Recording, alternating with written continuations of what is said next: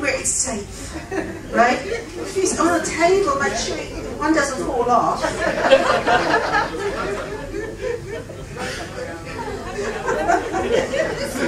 If both want to do it on a trampoline, God help you, it might work. The key is if both of you want it, okay? Both of you need to be in agreement. If both of you enjoy it, it is sanctified in the marriage. Now, why missionary position? Well, there are two reasons I kind of quite like it. And now I'm opening up the way to the more graphic details, if that's okay. There is one particular beautiful way about the missionary position, is that when you have progressed into the higher realms of sacred sexuality, you don't close your eyes. You can look into each other's eyes deeply, and you penetrate each other into your soul, your heart and soul. And that is a different experience altogether. When you close your eyes, you are retreating into your own fantasy of what you're experiencing. But when you're actually opening your eyes, you are really connecting with the other person. That is one very beautiful thing. But now, concerning practicalities, when a man enters a woman, most of the time, he gets his end way. Yeah? Yeah? Guys, most of the time, you have an ejaculation. The woman doesn't necessarily. There are several reasons for that. Our anatomy, our female anatomy, is uniquely different with every single person. Have you, I'm sure you've been on the beach or swimming pool or whatever, and looked at people's toes? Have you ever noticed that some toes are longer than other toes? Yeah? Sometimes the second toe is longer than the big one, you know. It's the same thing with our anatomy. Sometimes the clitoris is further away from the introitus, I call it introitus, or the entrance of the vagina, is further away. So meaning, if you guys go into her, you will actually not really touch her clitoris. So she doesn't get the main arousal through that. Can you see that point?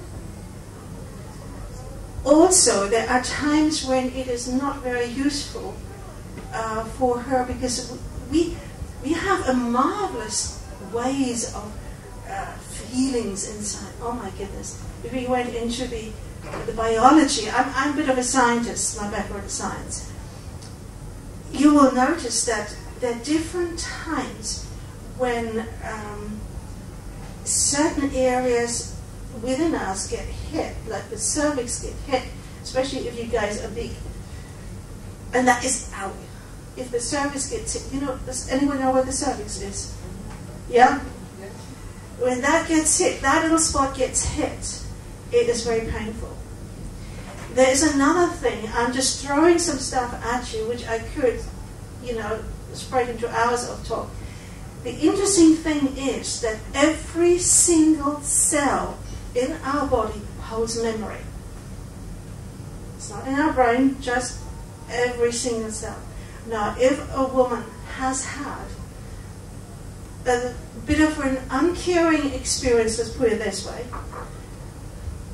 I have worked with ladies who have been raped, who's been sexual abuse and visual abuse and so forth.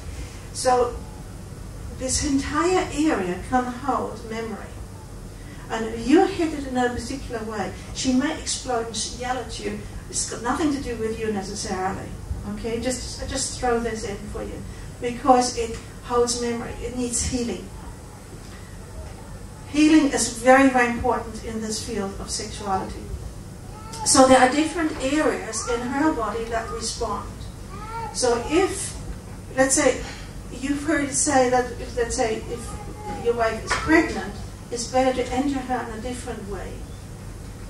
There are different times to enter a woman to have a different effect. There's only you know what is the best way. If she says, this is Aoi, that doesn't feel good, listen to her, okay? Please. And you ladies, don't suffer it. Don't say, no, just let him get on with it. Once he's done, it's over. Right? I've been through it. Maybe some of you ladies have been through it. So it's a good thing to communicate. And guys, you're man enough to listen and say, okay, sorry, can we change it slightly so that it becomes pleasurable to you? Right? There's so much to be packed in here. Now, apart from different positions, there are also different fun ways of doing things. And this is playtime. And some of the play things, like spanking or whatever, some people find fun. Yeah, I mean, if that's what you find fun, that's no objection. But let me give you a little bit of psychology behind it. Is that all right? Yes. Okay. The brain is very, very fascinating. When as a child, as a growing up young person, if as a child one gets spanked, and a lot of our kids have been spanked, spin on the rod and stuff like that. The brain is a funny thing. There is a very narrow thread between pleasure and pain. So if a child gets spanked a lot, there comes a point in time where the brain decides, enough pain now, I'm going to switch over to pleasure. Right? So at a later stage, then a person who has been spanked a lot may find that that is one way of perceiving pleasure.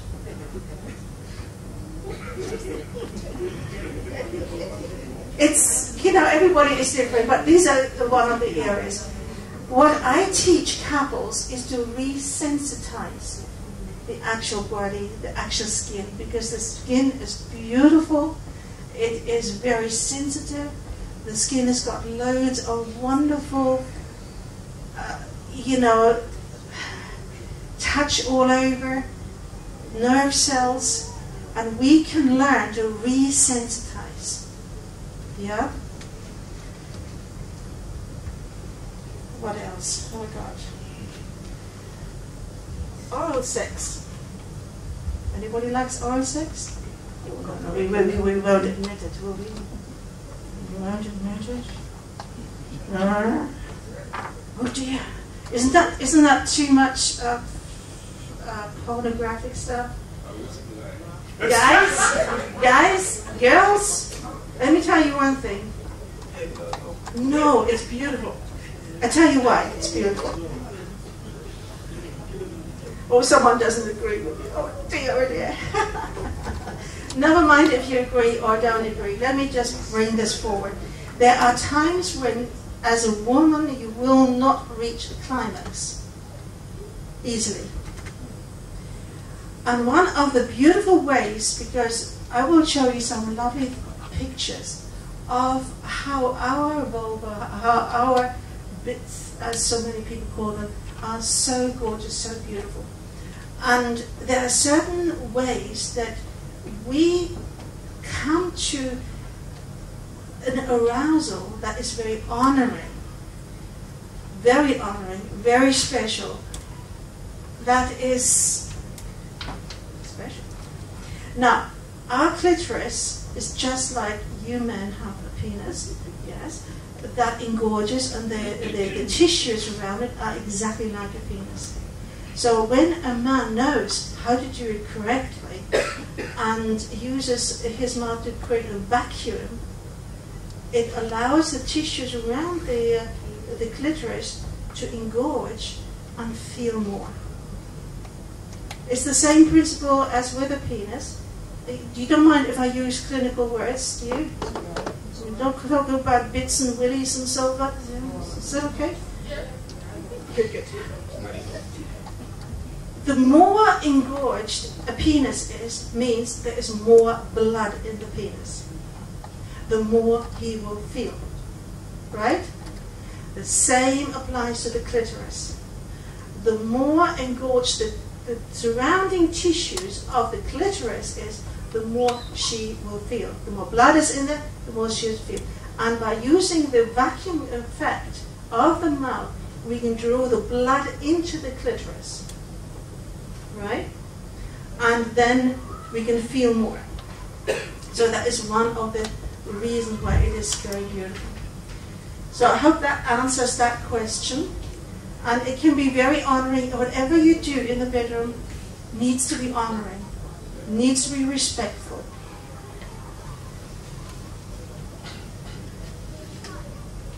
Menopause and so forth, as I said earlier on, there are ways of going around it, which you will find very useful. Again, the practice I'm going to tell you in a minute will be a huge help. Also, for instance, when I work with people, I work with essential oils.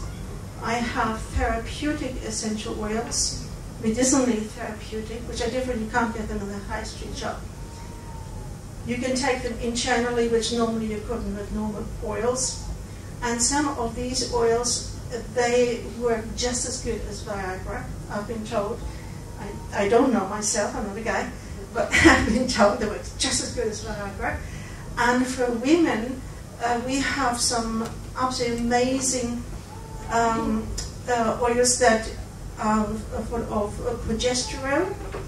Now that will balance out hormones during the menopause as well as otherwise, and they are beautiful. So that can be done to help us in that respect. Right. Now let's continue into, I'm rushing it because I'm aware of the time. My material, I could speak for hours. Let's have a look how beautifully God created as women. The reason I'm saying this is because I get it all the time. But women say, but down there, nobody should have a look at it. No, it's no good. It's, no. As if it was something dirty. As if it was something that is not right. That is just there for a man to have pleasure with and to make children. Right? Let's have a look what God thinks about our bits.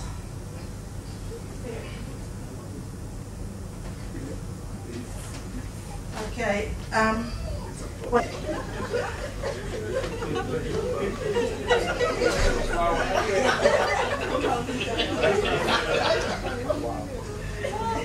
Now, what you're seeing here is quite interesting.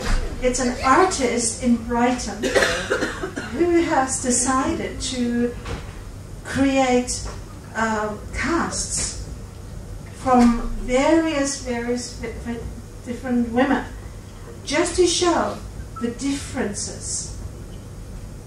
And this is an art piece that's in Brighton. This guy has got an exhibition, and these are all real women who have casts made, just to show. Because we women don't understand, we don't know. When we look at pictures of ourselves, it's usually in medical books, right? And it's all nice and neat. Medical books don't have labia, don't have bits flowing this way or that way or whatever. And if you've ever watched porn, they have the labia caps, the porn models. That is a big trend in the surgical industry, to cut the labia, because women think they're ugly down there, this is absolutely crazy. And so this artist decided to showcase how every single woman is different. And if you look at that, and when you go home and take a mirror, see if you're anything like it, probably you have your own unique flower down there. Yeah? Now that unique flower needs to be honored, that needs to be cherished, needs to be loved, needs to be stroked, needs to be loved. And loved respectfully. Not banged on, not slapped, not this, not that. This is a beautiful flower. A flower, especially also the clitoris, can be very, very sensitive when we're not aroused. Right? Okay. Now, Shade asked me if I would show that video with the clitoris. Which one? The actual video of the woman drawing.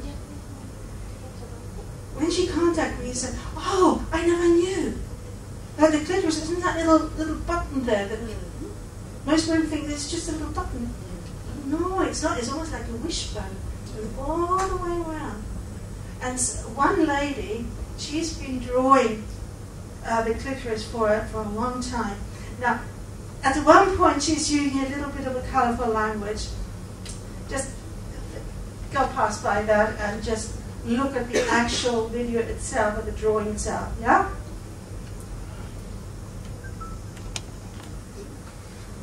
Sex. Is sexual? Yes, but it's not sex. What is? I just wrote it down so you can read it. You can just hear it from me.